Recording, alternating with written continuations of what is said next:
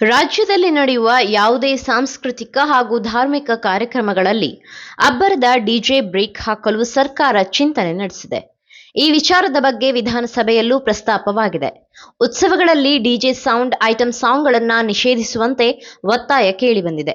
ಈ ವಿಚಾರವಾಗಿ ಪ್ರತಿಕ್ರಿಯೆ ನೀಡಿರುವ ಶ್ರೀರಾಮ ಸೇನೆ ರಾಷ್ಟ್ರೀಯ ಅಧ್ಯಕ್ಷ ಪ್ರಮೋದ್ ಮುತಾಲಿಕ್, ಡಿಜೆ ಬ್ಯಾನ್ ಆಗುವುದಾದರೆ ಆಜಾನ್ ಕೂಡ ಬ್ಯಾನ್ ಆಗಬೇಕು ಎಂದು ಆಗ್ರಹಿಸಿದ್ದಾರೆ.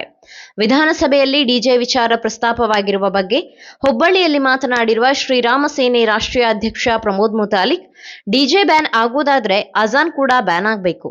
ಸುಪ್ರೀಂ ಕೋರ್ಟ್ ಹೇಳಿದಂತೆ ಬ್ಯಾನ್ ಆಗಬೇಕು. ಇದಕ್ಕೆ ಶ್ರೀರಾಮ ಸೇನೆಯ ಒಪ್ಪಿಗೆ ಇದೆ. ಡಿಜೆಯಿಂದ ವಿದ್ಯಾರ್ಥಿಗಳಿಗೆ, ರೋಗಿಗಳಿಗೆ, ನಾಗರಿಕರಿಗೆ ತೊಂದರೆ ಎಷ್ಟು ಆಗುತ್ತಿದೆ, ಅಷ್ಟೇ ತೊಂದರೆ ದಿನಕ್ಕೆ 5 ಬಾರಿ ಆಗುವ ಆಜಾನ್ನಿಂದ ಕೂಡ ಆಗುತ್ತಿದೆ ಎಂದು ಹೇಳಿದರು.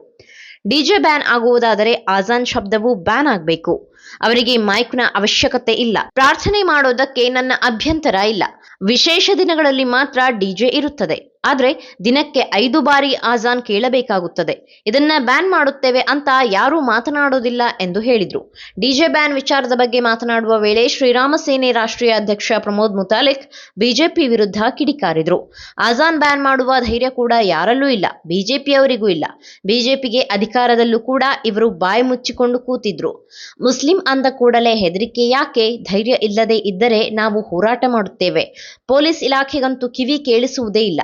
ರಾಜ್ಯ ಸರ್ಕಾರದ ಸಿಎಂ, ಡಿಸಿಎಂ, ಮಿನಿಸ್ಟರ್ಗಳು ಎಲ್ಲರಿಗೂ ಕೇಳುತ್ತಿದ್ದೇನೆ.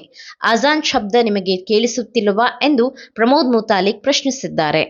ನೀವು ಸಣ್ಣ ಆಗ್ಬೇಕಲ್ವಾ? ಅದು ಒಂದು ಉತ್ತಮ ಆಹಾರದಿಂದ ಸಣ್ಣ ಆಗ್ಬೇಕಲ್ವಾ? ಪ್ರತಿದಿನ ನಮ್ಮ ಜೀನಿ ಸ್ಲಿಮ್ ನ ಯೂಸ್ ಮಾಡಿ ಯಾವುದೇ ಸೈಡ್ ಎಫೆಕ್ಟ್ ಇಲ್ದಂಗೆ ನೀವು ಸಣ್ಣ ಆಗ್ತೀರಾ.